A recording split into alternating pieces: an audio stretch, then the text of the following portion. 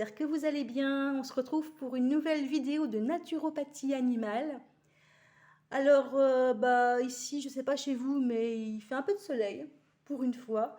On a vraiment un temps pourri ici en Belgique, mais je vous dis pas, c'est un coup, un rayon de soleil, on sort du coup un petit peu, oh, ah ça y est, il recommence à pleuvoir, et puis la nuit, c'est la tempête totale. Hier, c'était carrément le déluge, mais des flaques comme des flaques dehors, on ne sait même plus comment s'habiller. Bon, j'espère que chez vous, il fait meilleur, que vous pouvez profiter bien de votre été. Hier, j'ai reçu des figues. Je n'en avais jamais mangé.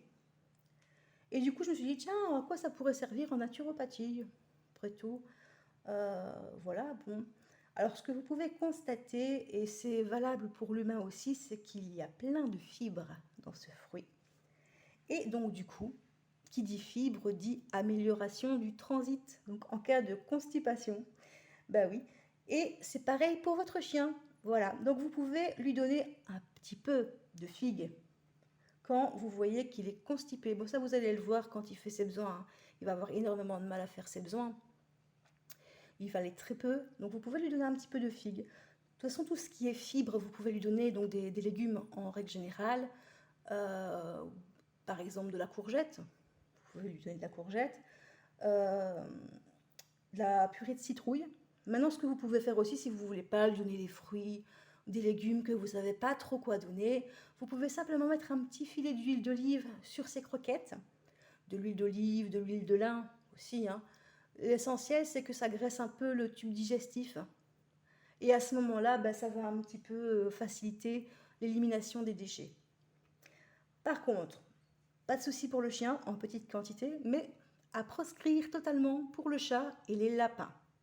Alors il faut savoir que niveau transit, notamment les lapins sont beaucoup plus fragiles. Donc le chat, c'est pas évident à vérifier évidemment si vous avez un chat qui sort régulièrement, mais si vous avez une laitière, à ce moment-là vous pouvez contrôler pour voir s'il y va ou pas. Voir aussi s'il s'alimente bien, évidemment s'il ne s'alimente pas, c'est logique. Donc lui donner des fibres. À ce moment-là, vous pouvez lui donner la courgette, oui, la purée de citrouille aussi. Il existe des médicaments naturels dans le commerce que vous pouvez utiliser. J'ai pas de nom comme ça pour les chats, mais vous pouvez aller voir en pharmacie, hein. Il n'y a pas de problème. Alors, au niveau de l'alimentation, si votre chat ne s'alimente pas, qu'il est chez vous, qu'il ne vous s'alimente pas, n'attendez pas trop longtemps avant d'aller consulter votre vétérinaire. Je dis toujours, ne pratiquez pas l'automédication, c'est important d'avoir le conseil de votre vétérinaire. Même si vous lui donnez juste un coup de fil pour lui expliquer la situation, il va vous dire quoi faire, quoi. Il n'y a pas, voilà, même s'il n'est pas pour la naturopathie, il va quand même vous donner des conseils. C'est très important, c'est quand même un professionnel, donc n'allez pas donner des choses sans vraiment savoir, parce que bon, il y a des chiens par exemple, notamment pour la figue, qui sont allergiques à la figue. Peut-être que vous allez lui en donner sans vraiment connaître les allergies de votre chien, vous allez lui en donner et il va être allergique. C'est possible. Chaque chien, chaque animal est différent, réagit différemment, même aux médicaments, hein, de toute façon, hein, même les humains, quand ils prennent des médicaments, parfois ils ne supportent pas certains médicaments. Donc voilà, un chat ne peut faire sans manger pendant, grand maximum 48 heures. Sinon sa vie est en danger, hein. Donc il ne faut pas rigoler avec ça. Pour les lapins, c'est un peu le même schéma, si ce n'est qu'eux, ils sont encore plus fragiles. Disons que quand ils font un arrêt de transit, bon, ils peuvent mourir, voilà. Parce qu'ils ne s'alimentent plus, et en 24 heures, ils peuvent partir, quoi. Donc là, c'est vraiment urgence totale, aller directement chez le vétérinaire. Alors, le problème du transit chez les lapins, ça peut venir d'une mauvaise alimentation.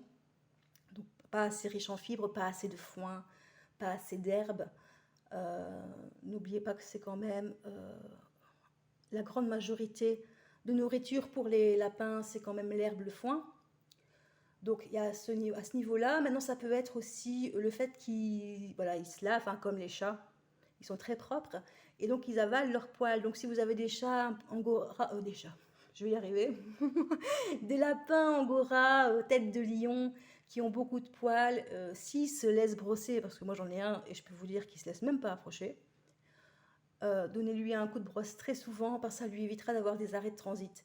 Vous allez le voir que ça ne va pas parce qu'il y a les lapins, je vais y arriver, font des chapelets, ce qu'on appelle des chapelets. Donc on voit carrément les poils en fait dans leur selle qui lient leur crotte quoi.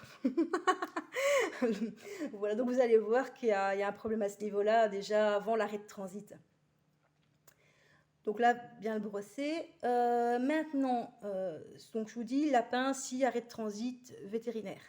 Généralement, donc il va évidemment lui faire une piqûre hein, pour le soulager parce que c'est douloureux et aussi pour lui ouvrir l'appétit. Il va vous donner, c'est un médicament en poudre, je crois que c'est de la poudre verte. Ça fait un moment qu'ils n'ont plus fait d'arrêt de transit, donc je vous avoue, oui, je pense qu'elle était verte, à mélanger avec de l'eau, donc, et alors de lui donner avec une seringue ou en pâte s'il accepte de la manger. Et ça s'appelle du Critical Care, en 2 mots. Alors, désolé pour mon anglais, mais ça fait très longtemps que j'en ai pas fait, donc l'accent, il est horrible, mais bon, voilà. Donc, c'est le Critical Care et à donner à votre lapin. Maintenant, vous pouvez toujours en garder un peu chez vous, hein.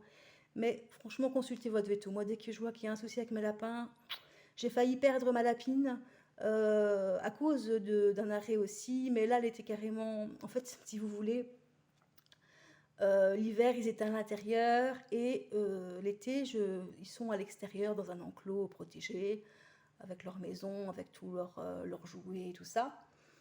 Et là, on les avait sortis un peu trop vite. Et donc, du coup, la nuit, il faisait très froid.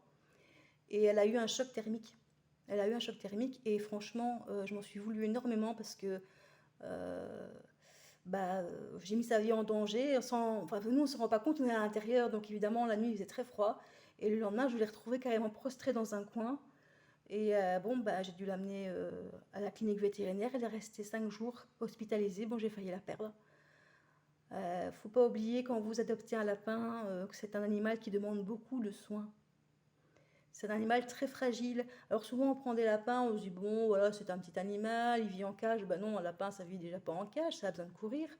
Vous avez déjà vu des lapins courir dans les champs. Et voilà, ça demande beaucoup de soins et une grande réactivité quand il y a un souci. Voilà, j'espère vous avoir aidé avec cette vidéo. Si ce contenu vous a plu, n'hésitez pas à vous abonner à la chaîne en cliquant sur la petite cloche. À ce moment-là, vous recevrez une notification avec les nouvelles vidéos. Vous pouvez également liker cette vidéo, ça me ferait énormément plaisir. Et voilà, donc c'est gratuit évidemment. Je vous remercie beaucoup et je vous fais plein de bisous. À bientôt!